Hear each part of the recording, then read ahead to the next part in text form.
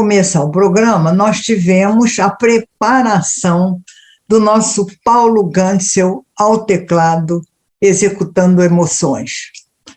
Dia 31 de dezembro, o último dia do ano. Como é que foi o nosso ano de 2021?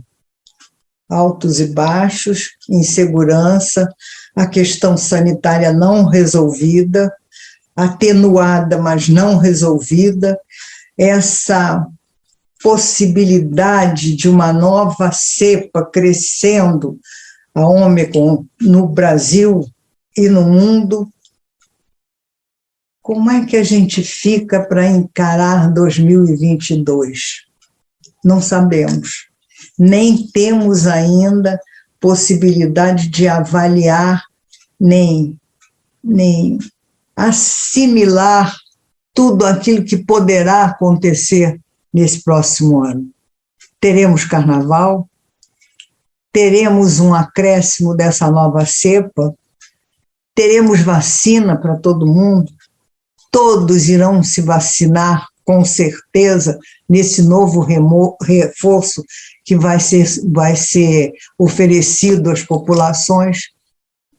E cá estamos nós, na incerteza, na insegurança, mas principalmente na esperança de um ano melhor, de um ano bom, de um ano que traga fluidos de felicidade, de saúde, de crescimento, de desenvolvimento, de justiça social, de um Brasil sem tantas brigas, sem tantas divisões, com mais tolerância entre os diferentes e entre aqueles que pensam diferente, porque no fundo, todos nós queremos o bem de todos. Então, sejamos tolerantes, sejamos menos belicosos, busquemos a paz, principalmente quando não pensamos ou não queremos que o Brasil siga o mesmo rumo em sua totalidade. Se temos diferenças, vamos aceitar as diferenças. E vamos pedir a Deus que nos proteja sempre, que esteja conosco e que faça o melhor para todos. Passemos as nossas entrevistas. Nós temos hoje o nosso convidado querido, que é o nosso bispo diocesano, Dom Gregório Paixão.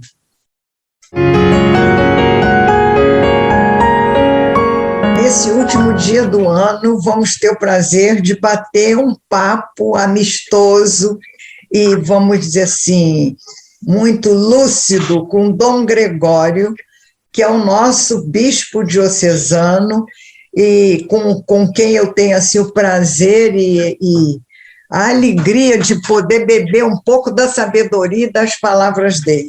Dom Gregório, muito obrigada outra vez por tê-lo aqui nesse dezembro, né, nesse último dia do ano. Então, eu queria, Dom Gregório, que o senhor me dissesse primeiro, o que o senhor achou desse 2021? À luz da fé, como é que o senhor avalia o que nós passamos?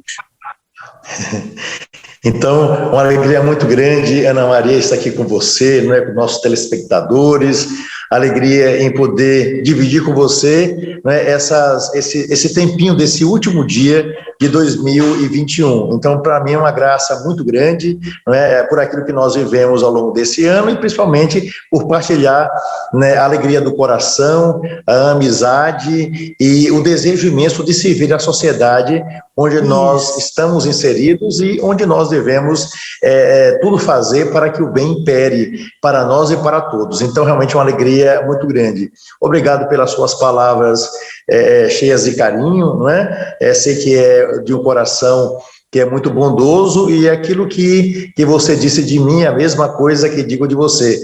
Desejo também beber da sabedoria, não é? Que você traz no coração e, ao mesmo tempo, partilhar tudo aquilo que de bom você colheu nesse ano e ao longo da sua vida também com as pessoas que fazem parte da nossa existência. Então, é uma graça muito grande.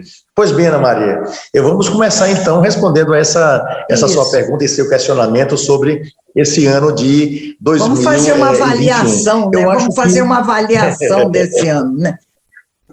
Perfeito. A primeira coisa que eu avalio é o seguinte: embora para os cristãos a gente acredite na vida eterna e as pessoas que partiram para lá acreditamos que elas estejam em Deus, portanto, né?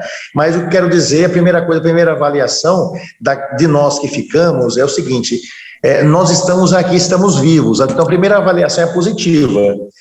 Os antigos diziam: quanto à vida, há esperança. Então, a primeira coisa estamos vivos, isso é maravilhoso. Não apenas podemos nos enxergar, mas podemos enxergar o mundo que está à nossa frente. Então, eu acho que a primeira avaliação, muito positiva, nós estamos aqui. A segunda avaliação seria sobre 2021 como um ano de grande aprendizado. Né? Um ano de muita reflexão que nós tivemos que passar, e foi um ano também de muitas escolhas. Em primeiro lugar, pelo que nós tivemos em 2020, a grande pandemia. 2021 a gente começou a trabalhar como possibilidade, foi um ano de aprendizado para nós, porque nós tivemos que reaprender a viver, né? Máscara, álcool gel, distanciamento, o cuidado com as pessoas que estão ao nosso lado, o medo, não daquilo que nos causava muito prazer, que era estar com as pessoas, abraçá-las, o convívio social. Então, digamos, foi um tempo de aprendizado, até mesmo para que nós pudéssemos entender a fragilidade e as limitações que cada um de nós tem. Então, aquele que realmente quis aprender alguma coisa nesse tempo de fragilidade, esse aprendeu bastante. E principalmente entender que nós somos realmente todos nós somos muito sensíveis, muito perecíveis. Basta um vírus invisível para nos levar dessa vida para a próxima. Então, eu acho que, pelo menos isso, eu acho que todo mundo teve consciência.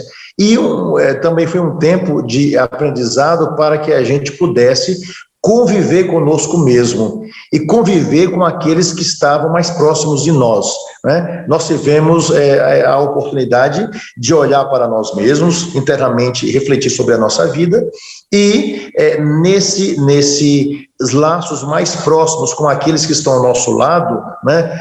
Marido que trabalhava muito tempo fora, agora ficou dentro de casa, filhos que ficavam muito tempo no colégio, agora dentro de casa. Então, aprender que nós temos uma família e nós precisamos, outra vez, ser humanos no nosso convívio social.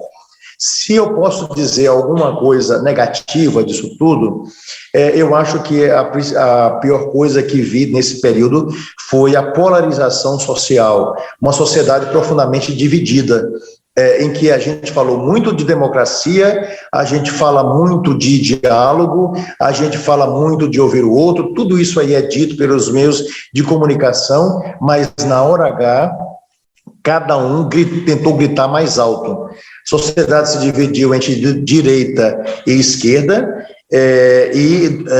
não no sentido de observar opções distintas, mas de dizer, quem está no lado de cá é diferente do lado de cá, e agora a gente vai brigar, vai se digladiar, e se a gente conseguir matar o máximo do outro lado, nós seremos vencedores. Embora nós não tenhamos chegado às vias de fato, isso é verdade, né? Mas é uma luta em que a gente consegue matar o outro através das nossas palavras, e isso é péssimo, né? Isso é péssimo. Então, eu acho que foi esse o maior problema.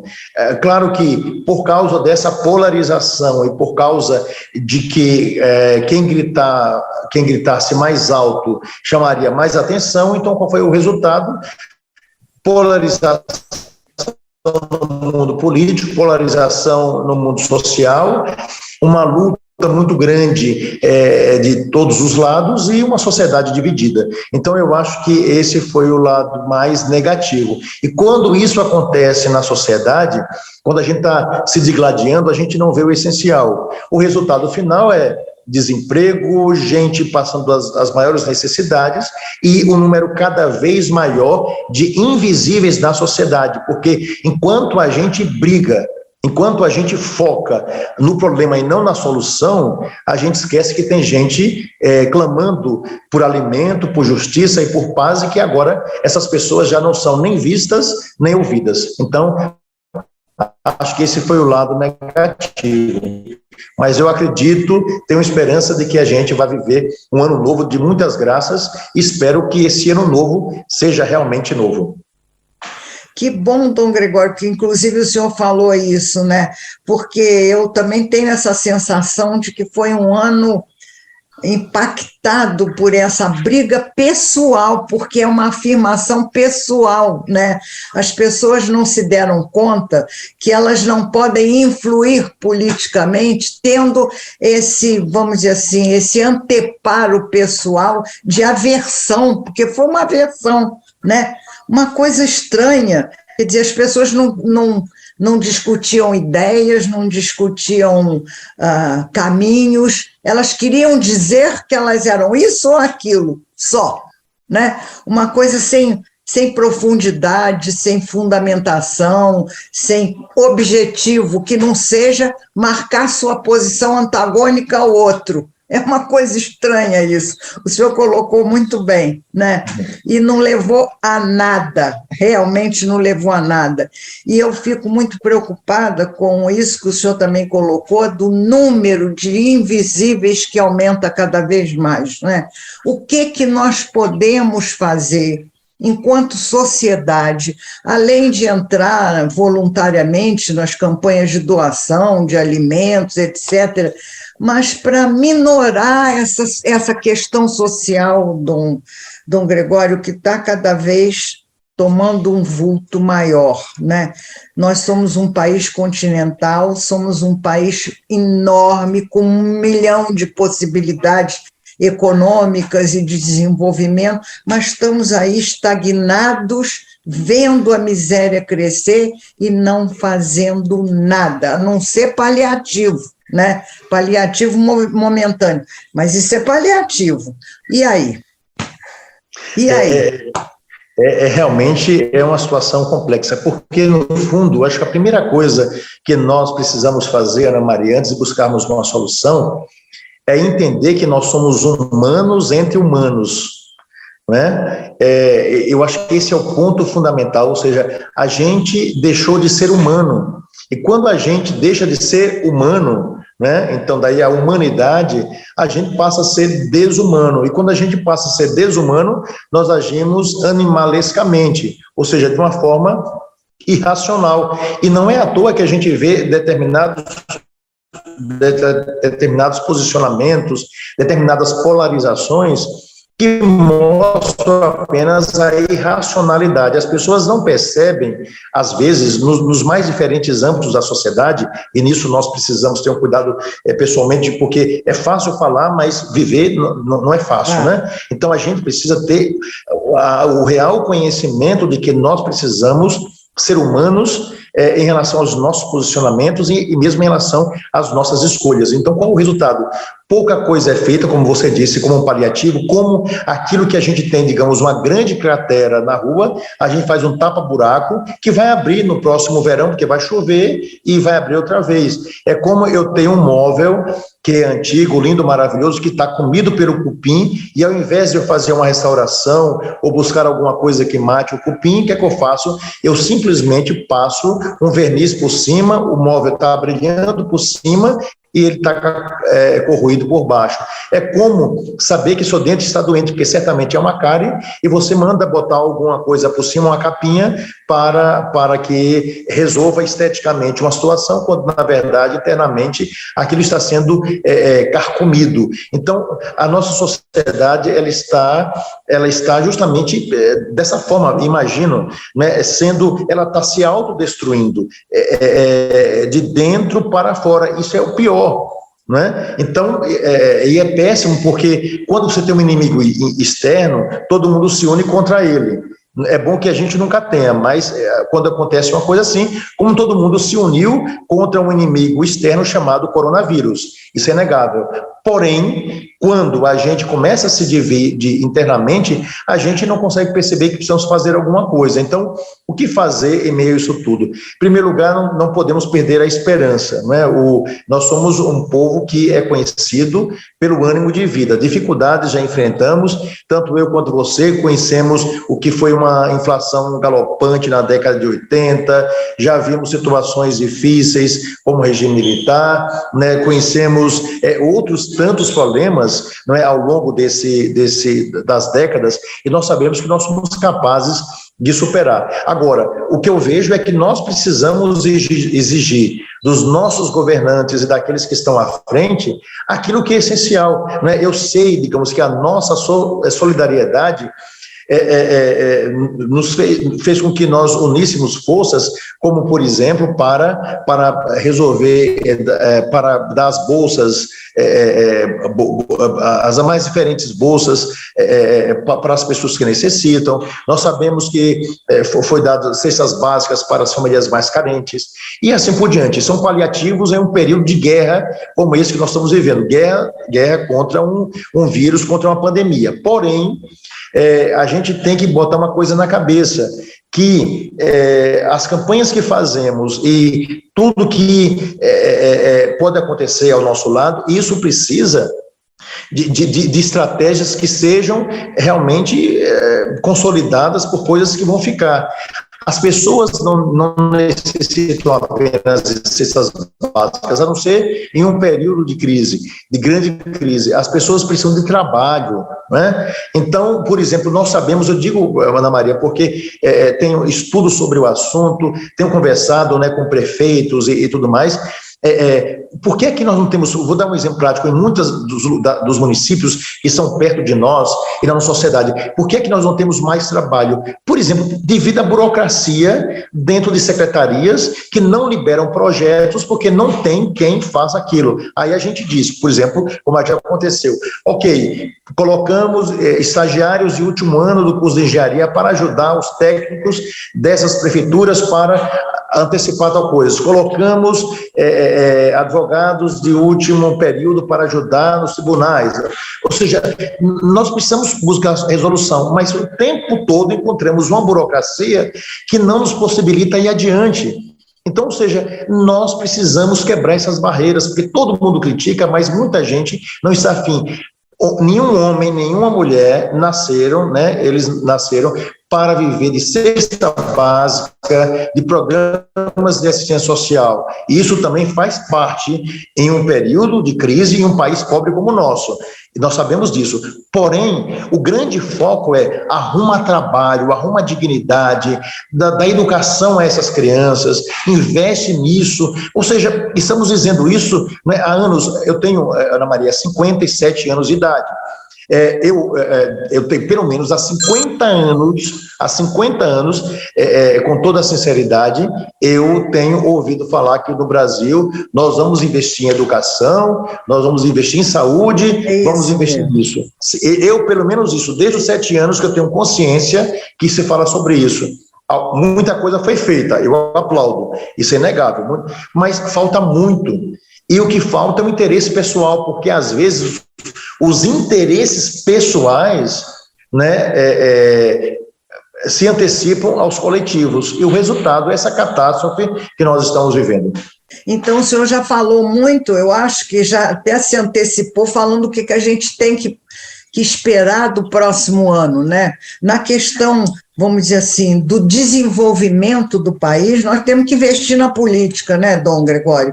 E eu espero que a gente, nesse ano, que vai ser um ano de eleições, né, para presidente, para deputados e senadores, a gente tenha essa lucidez sem esse divisionismo de ficar personalizando o candidato aos cargos e pensar nas ideias e nas propostas que esse candidato possa ter para esse país, né? Porque, como o senhor disse muito bem, a gente fala muito nessa história, tem que ensinar a pescar e não dar o peixe.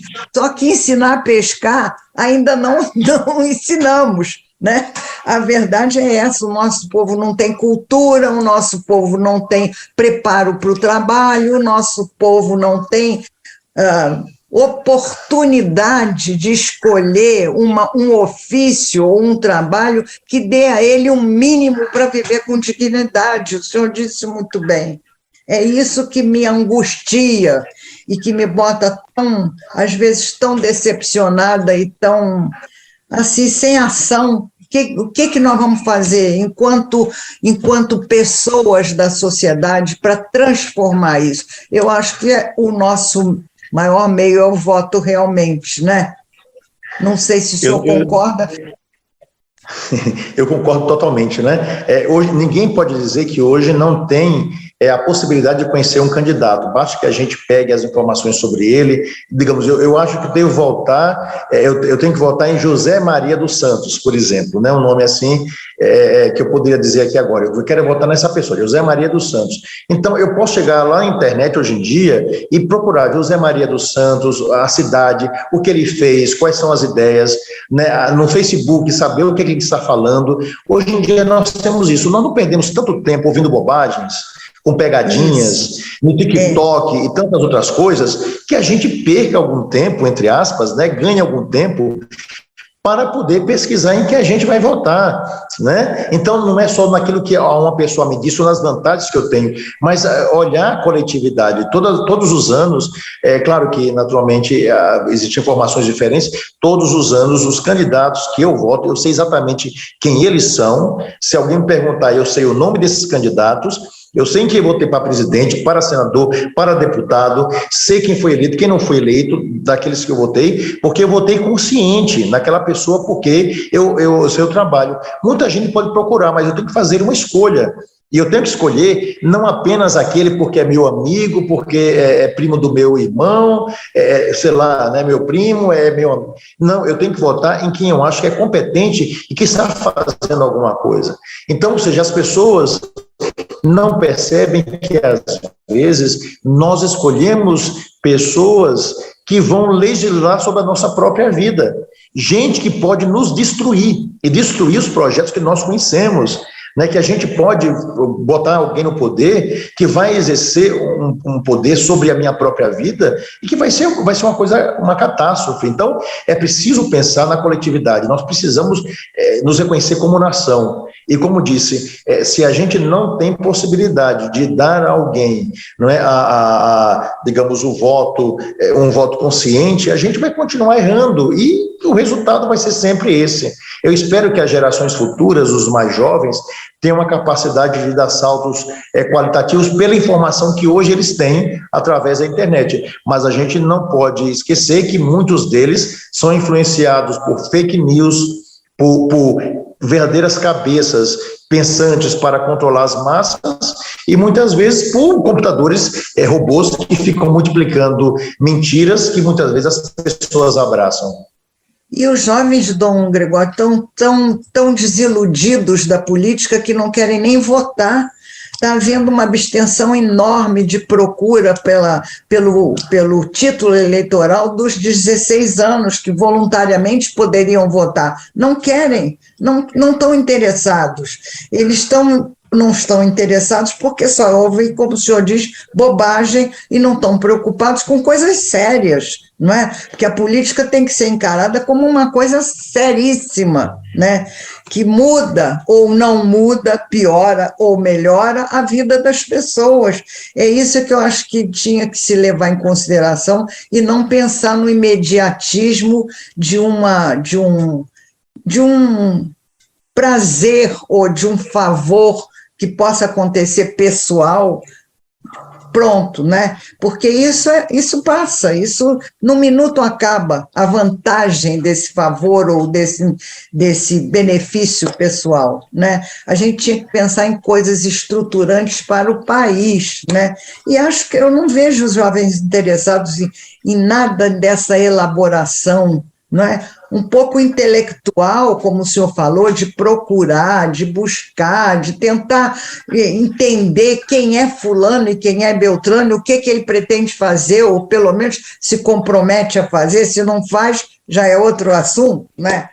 O senhor é um bispo que está fazendo o que muita gente não esperava até materialmente, a catedral está subindo e está sendo modificada com uma rapidez que todo mundo que eu falo brinca, nem parece obra de igreja, porque obra de igreja realmente demora muito e a catedral não para. Parabéns por isso também. Muito obrigado. Isso aí é um exemplo de quando a gente quer fazer paz. É verdade, sabe, Ana Maria, é essa perseverança que a gente precisa ter. Agora, veja só, Ana Maria, você falou uma coisa assim, interessantíssima e fundamental. Os jovens, eu sempre achei, é uma opinião pessoal, que a gente prepara os pais de família, né, aqueles que têm filhos, etc., não é? Sempre eles preparam os filhos para quê? Vamos estudar, vamos fazer o fundamental, o ensino médio, assim por diante, né? Aí a gente pergunta a uma criança, o que é que você vai ser? Aí eu vou ser isso, aquilo. A gente acha engraçado até quando a criança diz que ela vai ser astronauta, que vai ser bombeiro, que vai ser policial, porque a criança tem a ideia do heroísmo, criança gosta de farda, não é? Então a farda chama atenção, né? Bombeiro, herói, esse tipo de coisa é maravilhoso. Eu sempre achei, Ana Maria, pessoalmente falando, que de uma forma equilibrada nós teríamos que ter nos colégios, por exemplo, algumas disciplinas, em meio a tantas disciplinas, coisas importantes em relação às profissões, mostrar as profissões, não apenas num trabalho que vai ser feito posteriormente, vocacional, mas apresentar ao longo dos anos as principais profissões, não é? Tudo mais. Uma das profissões, entre aspas, que precisaria ser apresentada é a profissão de político, porque o que acontece a criança precisa aprender desde o início o que é que um político faz. Então, quando você fala em político, o que é que a ideia que se tem de político? É a ideia de que entra para roubar, é a ideia de que é corrupto, é a ideia de que é um salafrário, ou seja, isso é péssimo na sociedade. Então, as crianças deviam ser preparadas para dizer, olha, você pode ser médico, você pode ser gari, você pode ser... Que trabalho um gari faz na sociedade? Experimente os garis fazerem uma greve para a gente imaginar o que pode acontecer. Experimente fazer com que as pessoas que são os atendentes de maca em um hospital, se eles não funcionarem, para que a gente imagine o que é isso. Eu olho para o meu corpo, eu vejo o meu rosto, meus olhos, assim por diante. Internamente, se um apêndice que é desse tamanhozinho der um problema, não é? Isso prejudica todo o meu corpo. Então, na sociedade, todo mundo tem valor e a gente precisaria observar e ensinar às nossas crianças o valor de tudo isso, o valor, digamos, dos bons alimentos. Isso a gente não ensina na escola muitas vezes, que esses alimentos fazem mal, né? Quais são os alimentos que fazem bem. A mesma coisa em relação às drogas. Eu sempre disse para mim mesmo, no colégio que eu trabalhava, nós começamos um trabalho, falar de droga, a gente tem que começar a falar de droga a partir, não é, do primeiro ano do ensino fundamental, aquilo que faz mal, cigarro faz mal, porque a própria criança vai exigir do pai um posicionamento em relação a isso, não é? Em relação ao alimento, a própria criança vai dizer, eu não quero beber esse refrigerante porque me faz mal. A criança é uma esponja. Se a gente educa mal, não é tudo mais. E como muitas vezes, infelizmente, os pais entregam ao colégio a educação que eles deviam dar em casa, então nós precisamos dar isso no colégio. Isso tudo é para falar o seguinte, existem assuntos que são sérios, que a gente não precisa polarizar dentro do colégio, o professor querer, digamos, influenciar um aluno, preparar uma cabeça para aquilo, mas se a gente poderia mostrar, né, a importância do voto, e olha, 16 anos estão voltando, então eu tenho que preparar isso pelo menos 10 anos antes, então significa dizer que tem que começar com 6 anos de idade, o político, que é a pessoa que, o que é que um político faz, o que é que uma praça pública significa, por que a gente não deve estragar uma praça que é de todos, porque o público às vezes é mais importante até do que o privado, no sentido de que se eu tenho cuidado com as minhas coisas, que eu posso até jogar no lixo, o público não posso fazer isso. Então é essa nova mentalidade que a gente precisa dar à sociedade. Ana Maria, desculpe estar me prolongando, mas apenas para lhe dizer o seguinte, veja só, na década de 70, em Aracaju, cidade de onde eu venho, sou nordestino de Aracaju, Sergipe, na década de 70 foi feita uma propaganda lá em Aracaju, na televisão, que estava começando, de um bonequinho chamado, que era um desenhozinho, um tal de um Sugismundo, era o nome do bonequinho lá. Pois é isso, né? Isso teve no Brasil todo. Pois é isso. Só que lá em Aracaju, além daquela propaganda, foi feito assim, digamos, hoje em dia é até engraçado para rir. Era uma propaganda o seguinte: pessoas juntas no ponto de ônibus, aí alguém passava chupando picolé e jogava o palito no chão. Aí todo mundo, as pessoas estavam lá, e era tudo muito mal feito, inclusive. Hoje em dia, a gente olhando aquilo ali, era um negócio muito primitivo, assim. Aí todo mundo se levantava e chamava, ficava perto da pessoa e dizia assim: porco, Sugismundo. Bom, e isso fazia. Aí um outro jogava alguma coisa no chão, o outro quebrava a praça. Bom, isso foi feito, entre aspas, uma lavagem cerebral na cabeça dos sergipanos, no sentido de que quem faz isso é chamado de imundo, de porco. Chamava de porco, né? Naquele negocinho feito lá pela TV daquele período. Então, qual foi o resultado? Aracaju sempre ficou considerada uma cidade limpa, porque aquela propaganda acabou, mas aquilo continuou lá em Aracaju. Até hoje, digamos, se eu tenho alguma coisa na minha mão que eu posso pensar, porque tenho onde guardar e jogar no lixo, eu ponho no meu bolso, porque eu lembro, aquilo ficou na minha cabeça. E eu era uma criança. Então, nós precisamos educar as crianças para não precisar castigar os adultos. É melhor prevenir do que remediar. E a gente tem que começar isso lá, tudo mais. Então, em relação ao mundo da política, temos que começar a educar as crianças, não é para partido político e tudo mais. Podemos mostrar os programas de partido, podemos fazer isso, mas nós temos que mostrar que o mundo da política é um mundo bonito, maravilhoso, e que você, criança, que está aqui no colégio, no futuro, pode ser um político para colaborar na transformação do nosso país. Então, temos que dar essa educação. Perfeito, Dom Gregório. E o senhor acha, inclusive, que, por exemplo, nesse período de pandemia, vai aumentar, ou já aumentou, a evasão escolar? Isso também é outra coisa que está me preocupando muito, porque as crianças que já tinham assim uma tendência a evadir do ensino, da escola, lá para o 4º, 5º ano, agora, com esse período em que eles não tinham internet, não tinham o celular, não tinham a possibilidade de ter uma aula à distância, nem híbrida, nem com essa questão das unidades escolares fechadas, eles não tinham a possibilidade de ter mecanismos para acompanhar o ensino. A evasão vai ser enorme, essa gente não vai querer voltar, essas crianças que já tinham dificuldade pela necessidade financeira de acompanhar os estudos e ter a perseverança de ir ao colégio com tanta dificuldade de comer, de transporte, de tudo, não vou voltar para a escola, Dom Gregório, eu estou preocupadíssima com isso. Concordo com você, e depois lhe dou um dado novo. Como nós temos aqui na nossa diocese, Ana Maria, 29 colégios paroquiais que têm convênio com a prefeitura. Eles dão os professores, nós damos a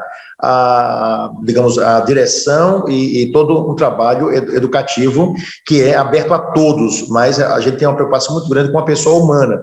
Então, são 29 colégios paroquiais, nós temos 3 creches grandes, mais ou menos aproximadamente 600 a 700 crianças atendidas gratuitamente, que são ligadas às paróquias, e nós temos ainda uma universidade.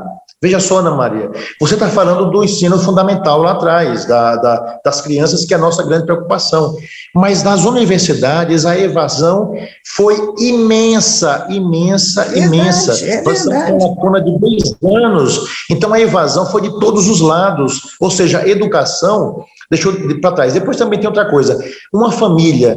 A Diocese de Petrópolis, oficialmente, assim no papel, distribuiu 37 mil cestas básicas durante esses 2 anos nas 6 cidades diocesanas. Veja só, a gente tem contato com as famílias pobres. Se uma família tem necessidade de uma cesta básica, ela tem dinheiro para pagar uma internet de qualidade para que o aluno tenha aula, se ela precisa de comer, ela vai gastar dinheiro com um celular de qualidade para que aquele aluno, tudo mais...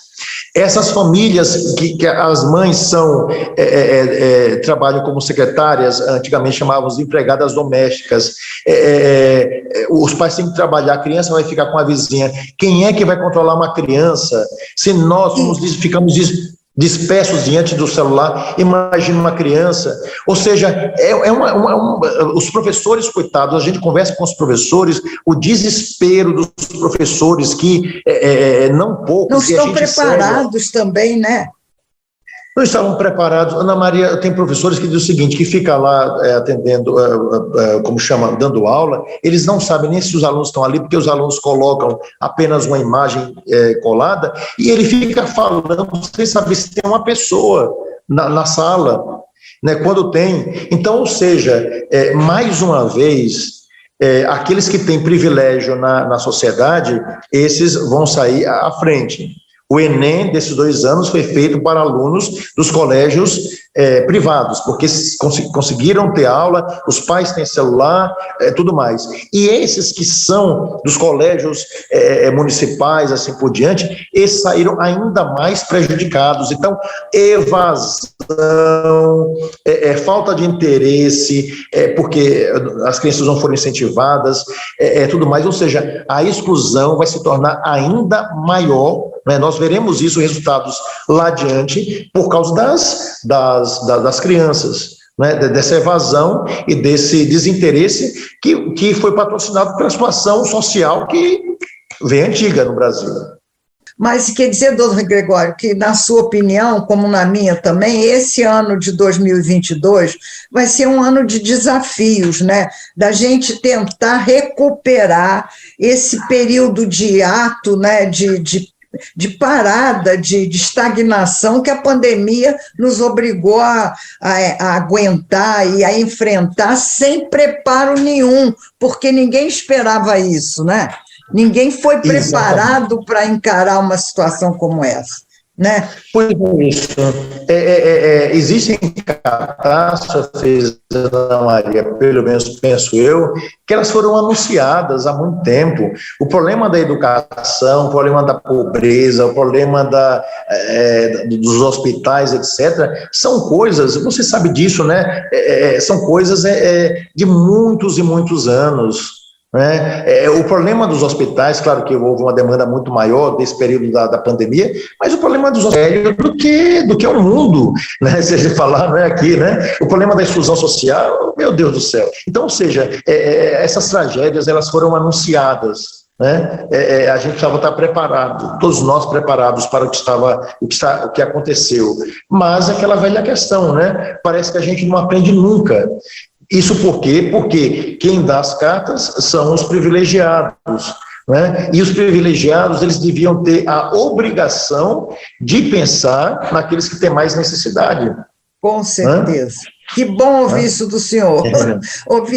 E a gente ouve isso nas igrejas, a gente ouve isso no púlpito, mas é importante, por exemplo, um bispo, um pastor que tem a sua posição, falar tão claramente sobre isso, assim, num programa de televisão, para ver se isso passa como uma coisa que não seja ligada à evolução espiritual, mas seja ligada aos compromissos sociais, comunitários e de cidadania que nós, enquanto indivíduo, temos obrigação de ter, e não temos, não é? Exatamente. Ana Maria, a gente não pode esquecer de uma coisa que está lá na carta de São Tiago: a fé sem obras é morta. Nós precisamos ter fé, digamos, para nós que somos cristãos, a nossa fé faz com que a gente lute pela transformação. A nossa fé, né, houve Jesus que chegou a dizer, numa das suas pregações, lá está na Bíblia, né, que Herodes era uma raposa, para dizer, ou seja, está roubando o povo. Então, ou seja, a nossa fé faz com que a gente se comprometa com todos, principalmente com aqueles que mais necessitam, né? A quem mais foi dado, mais será exigido, disse Jesus. Exatamente, eu acho que Jesus foi o maior político e o primeiro político realmente que falou em transformação, né? Em mudança, né? De hábitos, de posturas, não é? E eu acho que isso é muito importante para a gente relembrar nesse começo de ano, Dom Gregório. Amanhã começa um novo ano. O que o senhor vai dizer para essas pessoas que estão nos vendo aqui agora? Para terminar, porque daqui a pouco vai estourar o tempo. Tá ótimo, olha, fé, tenha fé. Quem tem fé é capaz de superar todas as dificuldades. Esperança, não é? Fundamental. E principalmente que a gente tenha uma alegria tão grande, uma coragem tão grande de transformação, que a gente seja agente desse tempo novo, porque Deus nos deu a possibilidade, pelo livre-arbítrio, de construir o novo. Então, que nós sejamos construtores desse novo, um novo tempo, um novo ano, uma nova esperança. Temos que caminhar assim, e vamos concretizar os nossos sonhos, ou seja, não apenas imaginar, mas não apenas programar, mas buscar realizar junto com todos, não sozinhos, mas com os outros. Nós somos uma nação, né? Nós somos um só coração e temos que ter também uma só alma em busca do bem que desejamos para nós e para todos. Dom Gregório, nós estamos terminando o nosso tempo e eu queria pedir ao senhor, encarecidamente, que deixasse uma bênção para nós todos que estamos tendo o prazer de lhe ver e lhe ouvir nesse momento de início do ano. Como é que será esse ano? Dê uma bênção para nós. Perfeito, Ana Maria, uma graça muito grande, né? Hoje, dia 31 de dezembro, amanhã, início do ano, eu quero graças e bênçãos sobre todos, pedindo ao Senhor, não é, que na sua misericórdia realmente nos conceda aquilo que for de melhor para nós todos e que a gente saiba entender, não é, o que é de melhor para nós e para, naturalmente, para a coletividade. Então, se me permitem, respeitando a todos que nos assistem, né, mesmo aqueles que não são católicos, mas professam alguma fé, então, gostaria de me unir ao coração de todos vocês através dessa prece que desejo que ilumine, não é, junto com as preces de todos vocês, o ano que nós veremos iniciado a partir de amanhã. Deus de amor e de misericórdia, eu vos peço a vossa bênção e a vossa graça sobre todos nós e sobre aqueles que amamos. Livrai-nos, Senhor, dos inimigos espirituais e corporais. Dai-nos saúde do corpo e da alma.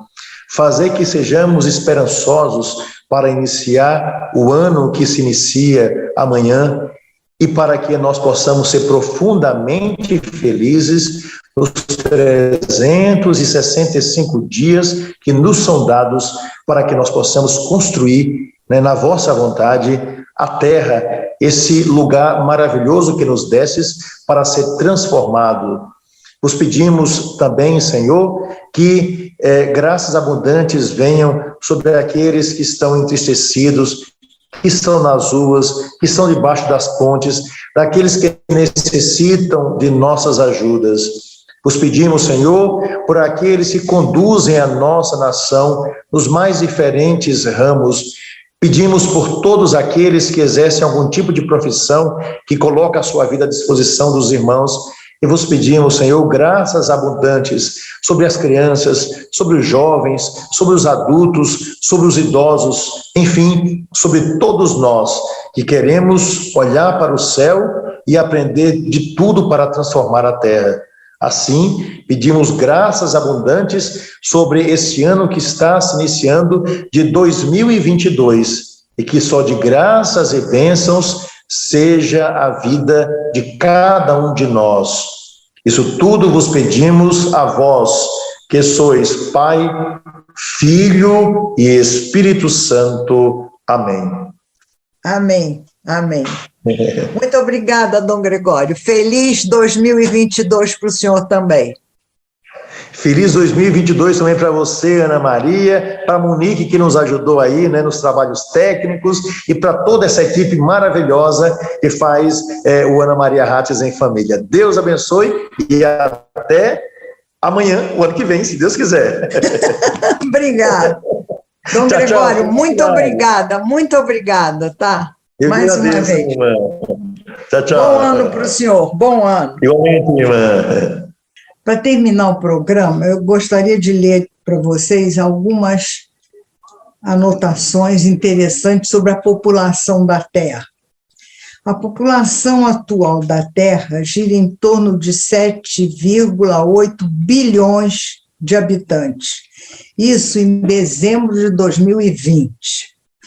Desse total, 100%, 11% estão na Europa, 5% estão na América do Norte, 9% estão na América do Sul, 15% estão na África, 60% vivem na Ásia. Interessante, né? A maioria vive na Ásia, a gente nem realiza isso. 49% vivem no campo, 51% vivem nas cidades. Isso a gente já sabia, mais ou menos, né? 12% falam chinês, quer dizer, mandarim. 5% falam espanhol. 5% falam inglês. 3% falam árabe. 3% falam hindi. 3% falam bengali. 3% falam português. 2% falam russo. 2% falam japonês. 62% falam sua própria língua nativa. 77% possuem casa própria ou locada. 23% não têm onde morar. Olha, gente, 23%. Quando a gente fala da população em situação de rua, olha uma das causas, 23% não tem onde morar.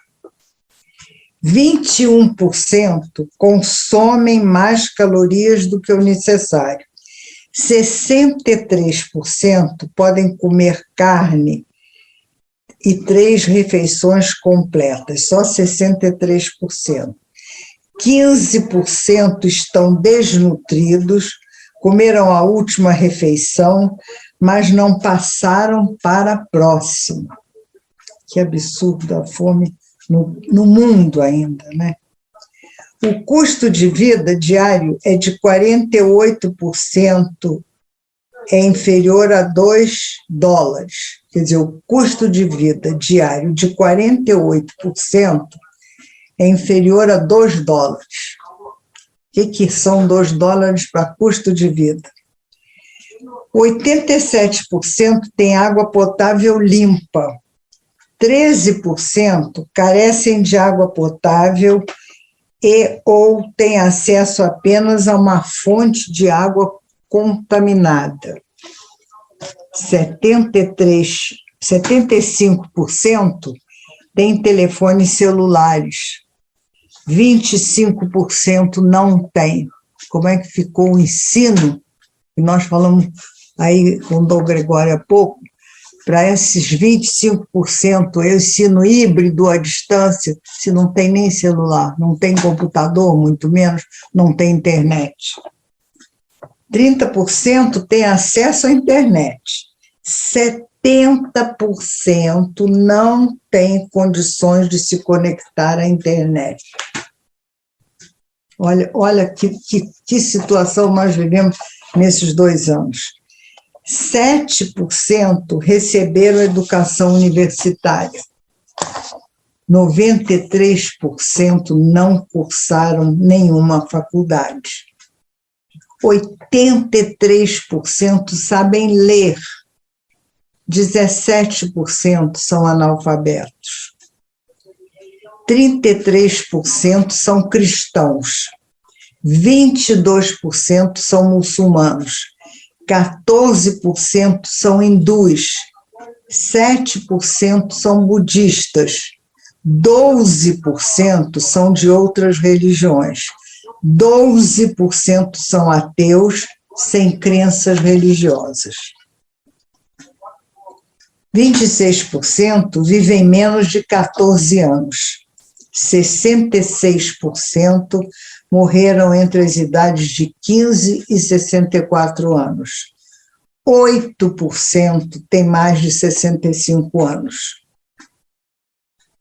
Então, se você tem sua casa própria ou locada, se faz 3 a 6 refeições completas diárias, se bebe água limpa, se tem telefone celular e pode navegar na internet e fez ou faz faculdade, você está num pequeno grupo dos privilegiados. Você é da categoria elite global, de menos de 7% da população mundial. Olha só que mundo desigual. Nas condições atuais, cada 100 pessoas do planeta, apenas 8 podem viver ou ultrapassar os 65 anos. Se você tem mais de 65 anos, seja feliz e grato. Aprecie a vida, aprecie o momento, você é um privilegiado. Se você não deixou este mundo antes dos 64 anos, como as 92% de pessoas que partiram antes de você, você já é abençoado entre a humanidade. Então, gente, cuide bem da sua saúde, porque ninguém se importa mais com ela do que você. Aprecie cada momento restante. Não reclame, viva e ajude o próximo a viver. Até mais, até o próximo programa. Salve nosso cavaquinho.